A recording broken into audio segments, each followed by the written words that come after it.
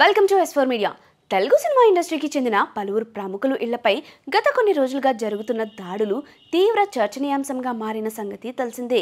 ఈ ఐటీ రైట్స్కు సంబంధించిన రకరకాల వార్తలు వినిపిస్తున్నాయి. తన నివాసం కార్యక్రమాల్లో జరిగిన ఆదాయపు పన్ను శాఖ అధికారుల సోదాలపై నిర్మాత దిల్ రాజు స్పందించారు. తన నివాసం ఆఫీసుల్లో జరిగిన ఐటీ సోదాలపై Telangana film development corporation chairman ప్రముఖ నిర్మాత దిల్ రాజు స్పందించి క్లారిటీ ఇచ్చారు. తాజాగా ఈయన ఐటీ అధికారుల ఎదుట హాజరైనట్లు తెలుస్తుంది.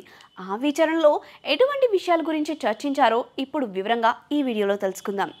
ఇటీవల తెలుగు చిత్ర పరిశ్రమకు వరుస షాక్లు తగులుతున్నాయి. గత ఏడాది చివరిలో పుష్ప 2 ఘటనతో ప్రీమియర్ షోలు అనేవి లేకుండా పోయాయి. ఇక ఈ మధ్య టాలీవుడ్ ఇండస్ట్రీలోని ప్రముఖుల ఇండ్లలో ఐటీ అధికారులు సోదాలు నిర్వహించారు.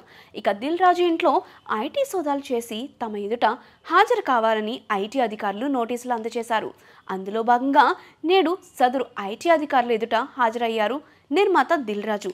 4 రోజుల పాటు దిల్ రాజు ఇంట్లో సోదాలు చేసిన ఐటీ అధికారులు ఆయన వ్యాపారాలకు సంబంధించిన వివరాలు ఇవ్వాలని నోటీసులు ఇచ్చారు. దిల్ రాజు అటు సినిమా నిర్మాణంతో పాటు 2 తెలుగు రాష్ట్రాలలో ఎగ్జిబిటర్గా వ్యవహరిస్తున్నారు. సినిమా విడుదల తర్వాత లాభాల వ్యవహారంపై ఐటీ అధికారులు ఆరా తీస్తున్నారు. ఈ ఏడాది సంక్రాంతి సందర్భంగా గేమ్ చేంజర్, సంక్రాంతికి వస్తున్నాం వంటి భారీ బడ్జెట్ సినిమాలను విడుదల చేశారు దిల్ రాజు. గేమ్ చేంజర్ను అత్యంత భారీ బడ్జెట్ పై నిర్మించారు. వాటన్నిటికీ ఫైనాన్స్ ఎక్కడ తెచ్చారు, ఎంత తెచ్చారు అనే దానిపై అధికారులు ఆరా తీస్తున్నట్టు సమాచారం. ఇదిలా ఉండగా ఈ సోదాల అనంతరం మీడియాతో దిల్ రాజు మాట్లాడారు. వ్యాపారాలకు సంబంధించిన వివరాలు తీసుకురావాలని దిల్ రాజుకు నోటీసులు పంపారు. సినిమాల నిర్మాణం, ఎగ్జిబిషన్, లాభాల వ్యవహారంపై ఐటీ అధికారులు ఆరా తీశారు. జనవరి 21న శ్రీ వెంకటేశ్వర క్రియేషన్స్, మైత్రి మూవీ మేకర్స్, మ్యాంగో మీడియా సంస్థల్లో ఐటీ అధికారులు సోదాలు నిర్వహించిన విషయం తెలిసిందే. ఐటీ సోదాలు అనేవి కామన్.